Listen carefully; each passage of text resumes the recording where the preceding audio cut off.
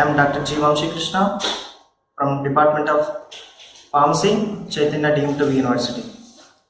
Today we are going to discuss about a topic, fundamentals of spectroscopy. So in this we are going to cover all the fundamentals of spectroscopy.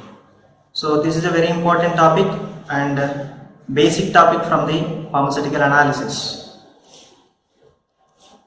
Before going into the actual topic, first of all, what is spectroscopy? Spectroscopy, the terminology which is derived from two words. The first one, spectrum and scopy. So if at all you are going to divide the term spectroscopy into two, you can derive two terms. The one is spectrum, which actually means a graph. Next, scopy means light. So natural light, usually sunlight or any artificial light.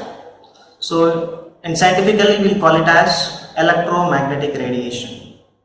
So with these two words, the term spectroscopy is actually coined. So why this name given to the particular topic, spectroscopy? And if at all you observe carefully, we have a lot of spectrometric techniques in pharmaceutical analysis. In every technique, we are going to use electromagnetic radiation as an energy source, and next, finally, we are going to get a graph, nothing but a spectrum, from where we are going to interpret the result. So everywhere in every spectrometric technique, so we are going to use light, that is electromagnetic radiation, and finally we are going to get the data, nothing but results in the form of graph. So that is why, so this is the most suitable name we can say for this particular subject. So what happens, so this is an image representing how the spectroscopy occurs. So it consisting of light source, collimator, monochromator, and where the actual sample is going to be placed, and finally you can see in the last a graph. So you can see in the image which is given like absorption spectrum. So where you will have a graph, right, which is having x-axis and y-axis. So with that graph, from that graph we are going to get the information regarding the sample. So this is what the entire spectroscopy and what happens in spectroscopy. So what is actually mean by light? You can say why we are going to use light in spectrometric techniques, all the spectrometric techniques. Why not some other things? So because we have included scopy, that is what light, electromagnetic radiation, in the name of the subject, that is spectroscopy. So why always light? Why we are going to use light in every spectrometric techniques? So it's very simple. So light is having energy. So that is why we are going to use light in all the spectrometric techniques. So not only it is having energy, so it is having various properties which are actually mean for the analyzing the different types of substances. Now you can see the image, and that is what the actual image of the electromagnetic radiation.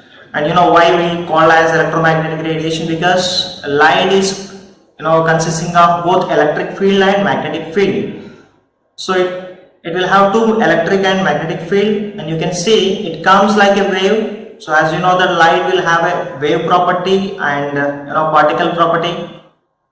So you can see light comes like a wave onto the earth, and you can see the image. Every wave in the light will have a fixed amount of energy which is called as quantum of energy. So every wave will have energy particles called photons, and each and every wave carries a fixed amount of photons onto the earth. So as every wave contains photons, they are energy particles, and that is why light is having energy. So the next question is, yes, light is having energy. So whether this particular light or a single electromagnetic wave or radiation which contains a constant energy or varying of energy. So the answer is an individual electromagnetic ray consisting of varying of energies. It consisting of varying degree of energies. So there is a very interesting phenomenon here. If at all you observe the electromagnetic radiation or a single ray, so we can compare this electromagnetic wave with the nature, especially in terms of size. Let's say for example in chemistry, so we have atoms, and next we have molecules, next we have some more bigger like protozoa, bacteria, next a needle point, and the next size goes to the butterfly, next goes to the bigger size, that is human beings, and even bigger we can say buildings. So this is what the size comparison, like starting from the smallest to the largest, starting from the atom to the buildings. So if you compare the size increasing enormously, mean to say it is covering all the different sizes. And if at all you compare this particular size pattern with the electromagnetic wave, even you can see the size pattern. Let's say for example wavelength. Let's say for example wavelength. So the light which consisting of a least wavelength to higher wavelength, or we can say in other terms least energy to highest energy. So the point is, the individual ray covers the entire energy range, same as that of atom to buildings, as it is covering the entire size. The same way, a single electromagnetic radiative wave covers the entire range of energy, that is smallest energy, lowest energy to the highest energy. So this is what if at all you look at the image, you can see. So the least wavelength, that is what at the atom side, and the larger wavelength at the side of building side. So this is what the comparison of the electromagnetic radiation with the nature. So in the nature we can find smallest to highest, largest things, and even in the electromagnetic radiation we can see smallest to highest or lower to higher. So this is what. So that is why we are going to take light in every spectrometric technique, so which is very much suitable to cover entire things which are present in the nature. Now we have discussed about the light and the importance of light. Why should we use light in the spectrometric techniques? And next, matter. Now what is matter? So anything which occupies space in the universe and having mass is called matter. So if at all you look at the universe, we'll have different types of matters, like we have solid materials, we have liquid substances, and we have gaseous substances. So under this we can cover entire things, like in solids, now it comes tablets, capsules, a simple wood material, brick material, whatnot, everything which comes, if at all it is going to be a solid material. And in the liquids, milk, blood, coffee, or a simple pharmaceutical syrup, emulsion, elixir, so a normal saline solution. So all these comes under liquids. They are having a state of liquids. And next we have gaseous substances. We have lot of different types of gases in the atmosphere, like hydrogen, nitrogen, helium, oxygen, xenon, etc.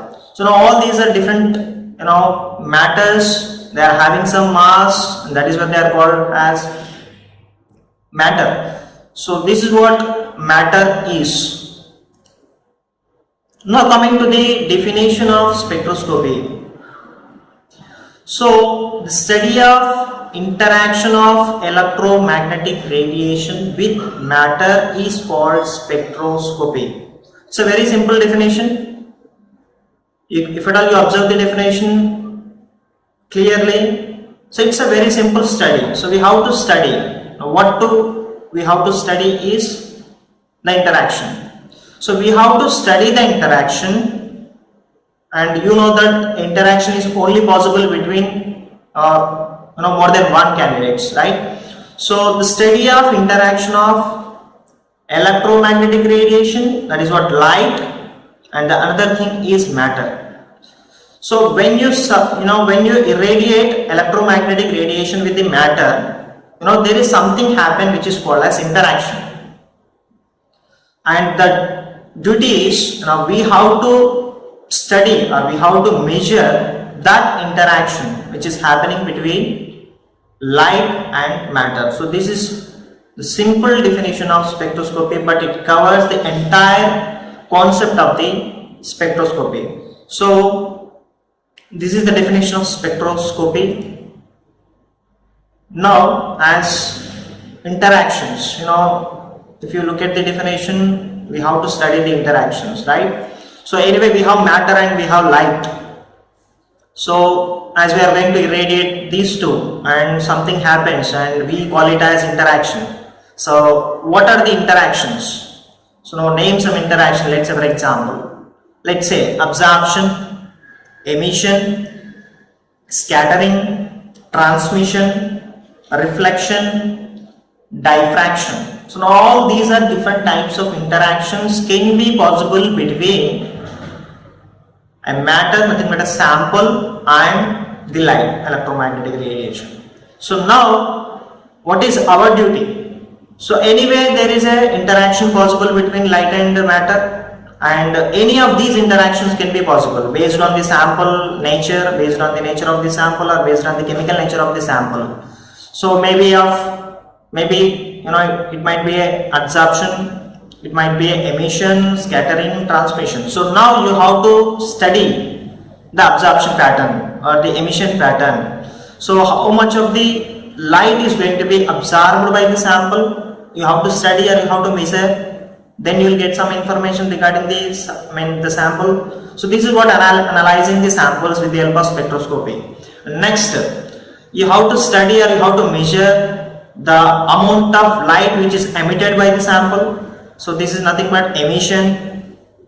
And next, the amount of light scattered by the sample is also measured, which also gives some information. And sometimes we have to measure the amount of light which is transmitted. And next, sometimes we are going to measure the light which is reflected, and even in sometimes a different phenomena which is called as diffraction, the amount of diffracted light.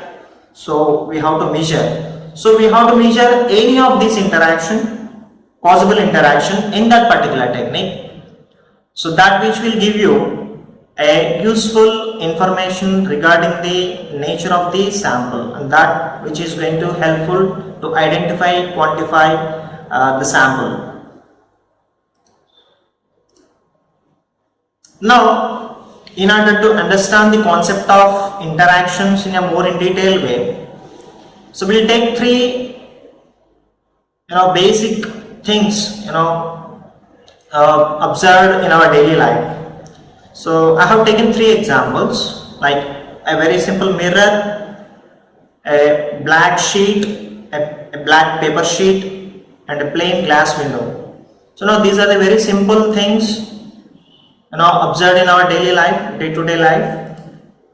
Now what happens, let's say for example, let's interact these three materials with the light, a very simple light. You take a torch light or whatever, you just irradiate the light on three different materials. You just irradiate the light on mirror and you observe what happens. At the same time you just irradiate on the black sheet and see what happens, and next in the same way you just irradiate on the plain glass window. So It's a very common thing we observe in our daily life. As I said, it's a very simple thing. Let's say for example, what happens if at all we irradiate light on mirror? That it's very simple. It just reflects, right? And now what is mean by reflect? Reflecting means, whatever the light we are going to focus on, that 100% is going to be, reverse, nothing but which will be reflected by the particular substance which is called mirror. So that is what mirror is. So mirror reflects the light, mean to say it will not absorb any light, and at the same time it will not transmit any light through mirror. So there is no transmission and there is no absorption, and the ultimate thing is reflection. So this is the phenomena observed with the simple mirror. And next, we'll just focus the light on a black sheet. You take a very thick black sheet which is black in color, and you just irradiate the light onto the black sheet. What happens? So it will not transmit the light through the material, and nor it will reflect the light. So what happens? The light which is going to be entirely absorbed by the black sheet of paper. So in this case, absorption is the phenomenon. And the next case is a plain glass window. So what happens if at all we are going to irradiate the light on the plain glass window? Now you can just see it will not reflect the light and it will not absorb the light. But if at all you observe, so the light will be transmitted, mean to say that will be coming out of the plain glass. So this is what called as transmission. So with these three simple materials, we can understand the concept of the interactions of the light with the matter. So in the below image, you can see the reflection pattern and the absorption pattern and the transmission pattern. So in the reflection pattern, you can see the incidence of light onto the material, and you can observe the clear reflection. And the next case, whatever the light we are going to be irradiating on the material which is taken up by the entire material, this is what called as absorbing the energy or absorbing the light. And in the next case, the light which is coming out of the sample material, that is what clearly saying that is what transmission. So all these are different types of interactions can be possible with the sample when the light is going to be irradiated on the any of the substance. So in the following image you can see, so at the right side you have a sunlight which is said to be a natural light. In the left side we can see artificial light which is coming out of the lamp, right? So everywhere the light is coming and which is interacting with the different types of material which are present around the environment. So you can see we have a chair, and on the wall we have a mirror, and there is a person wearing different types of clothes of different colors. So what happens? Let's say for example, in the left side we can see a mirror. So what it is happening? So the light which is irradiated on the mirror which is completely reflecting, you can see in the image. And next, the light which is focusing on the shade which is absorbing some amount of light and which is reflecting some amount of light. And you can see a plain window which is there, and the light which is going to be transmitted through the window. You can clearly observe the light which is crossing the plain window which is coming out. And in the right side you can see we have some plants, and we have a snow, and we have ground. And what is happening? The plants are going to be absorbing the radiation, that is what absorption phenomena. And the snow, sometimes it is going to be scattering, and how it will look like shiny. And the ground material, obviously it absorbs some light, and that is why it heats up. So this is the different types of interactions possible with the surrounding materials. Now what happens really, like when the sample irradiated by the light, what exactly happens, what really happens? So if at all you go more in detailed way, you can see the light energy comes in quantized units, as I said, which is called as photons. This is the one thing. And next, the molecular energy also comes in quantized units, or nothing but quanta. So when a molecule absorbs a photon energy, so the photon energy to reach an excited state of some material. So the energy of the photon which is absorbed by the material, so obviously the energy is going to be increased. So what happens, the sample from the ground state will be goes to the next level of energy which is called as excited state. So in the image you can clearly observe. So let's say for example take an electron which is present in the orbital, which is present in the ground state, actually which is having its own energy, and if at all we irradiate a photonic energy onto the electron, what happens, the energy of the photon is going to be absorbed by the electron, and the electron will be shifted to the next level, that is what excited state. So there is a change in the energy level, you can observe very clearly in the diagram. So in this way, the transmission of the energy will take place after the absorption of photonic energy by the sample material. So the next question, why should we measure an interaction in spectroscopy? As I said, everywhere we are going to study the interactions. So why should we measure? Because spectroscopy is used in physical and analytical chemistry. So not only in this, we'll use this particular subject in various fields, and molecules, they have unique spectra like a fingerprint. So as you know that we have our own fingerprint, and our fingerprint will not match with any other candidate. So we can say a unique thing is fingerprint. So same way, each and every molecule which is present in the universe will have its own chemical composition. Mean to say, will have its own chemical structure. So no two compounds will have same molecular formula, no two compounds will have same molecular weight and same molecular structure. So we can say they are unique. So each and every molecule is unique. So coming to the spectroscopy, finally after irradiating the substances with the light, you will get the absorption spectrums or what different types of spectrum, and those spectrums are very much unique. So no two compounds will have similar spectrum.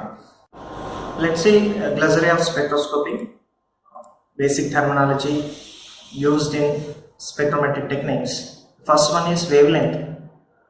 So this the distance between successive crests of a wave is simply called as wavelength. So the units given, as it is a simple distance, we can give nanometer, micrometer and centimeters like that.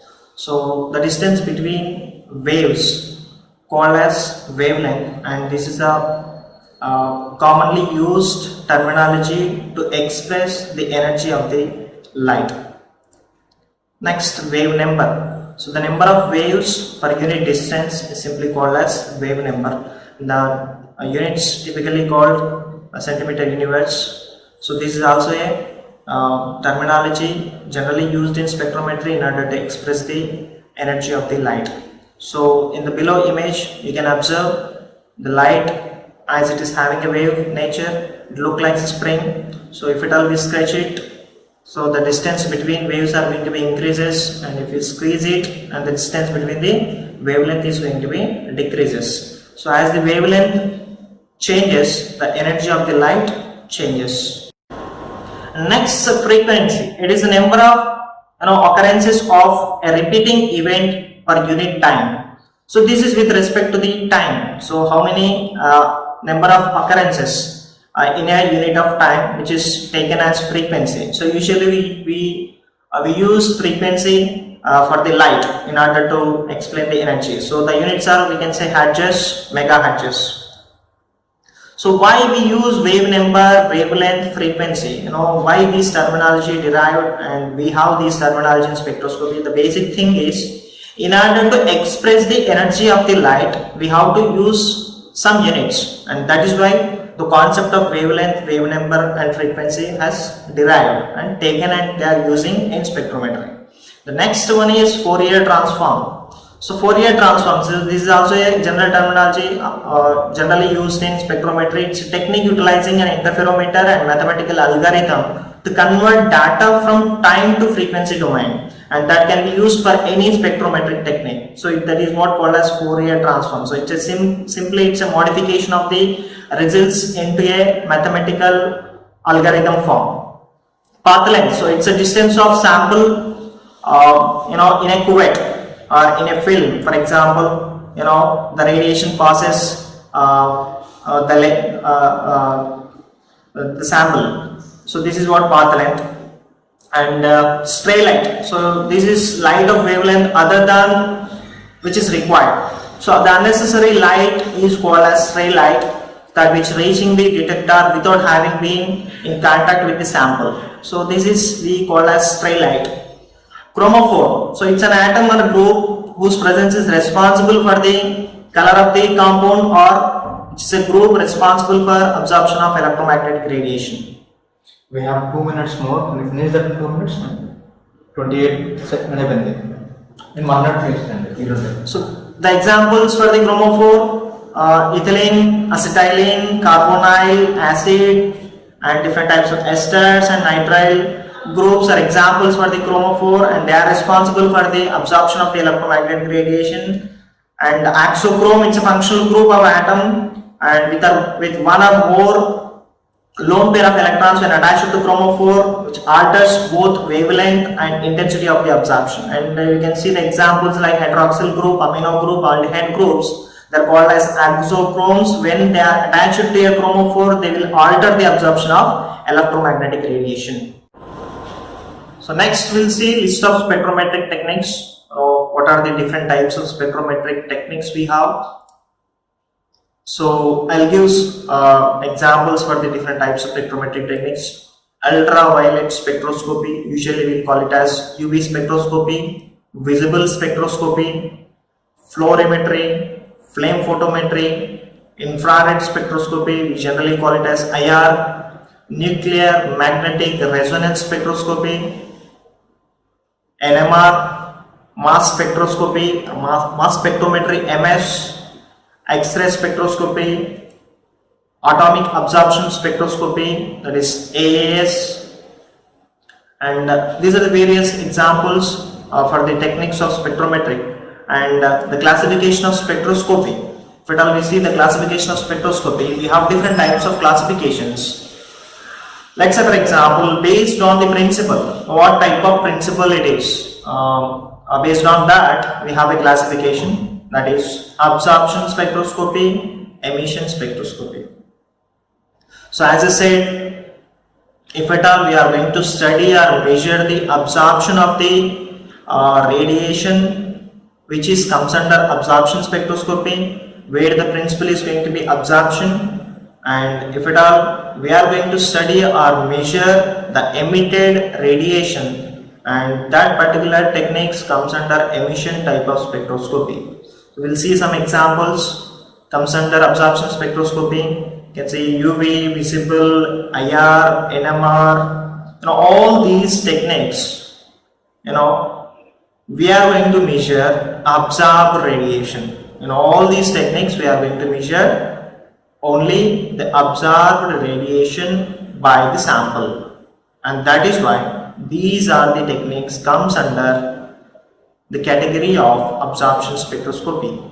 The next, emission spectroscopy. The examples we can say flame photometry, fluorimetry, and phosphorimetry, atomic absorption spectroscopy. In these techniques we are going to measure emitted radiation rather than absorption. We are going to measure emitted radiation which comes from the sample material. So that is why the principle in this particular technique is said to be emission. So these are the examples comes under emission type of spectroscopy. So ultimately the basis for this classification is what type of principle following by that particular technique, either absorption or emission. Next, we have another classification, that is based on level of interaction. So according to this, we have atomic spectroscopy and molecular spectroscopy.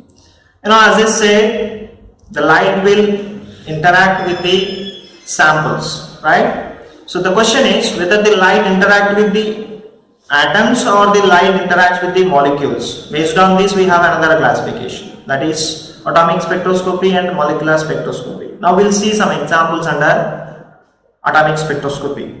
So flame photometry, atomic absorption spectroscopy. So these are the two techniques where the light will be interacted with the atoms, not the molecules. You know, the smallest units are called as atoms. So the light will be interacted with the atoms. So that is why these techniques comes under the classification of atomic spectroscopy methods. And next, molecular spectroscopy. So why we call it as molecular spectroscopy? Because the light will interact with the molecule. So entire molecule is going to be involved. So the example you can say UV, visible, fluorimetry, IR, NMR, all these techniques. In all these techniques, the light will be interact with the molecule, and that is why they comes under molecular spectrometric techniques. So that's for now. We'll speak more in the next videos. Thank you.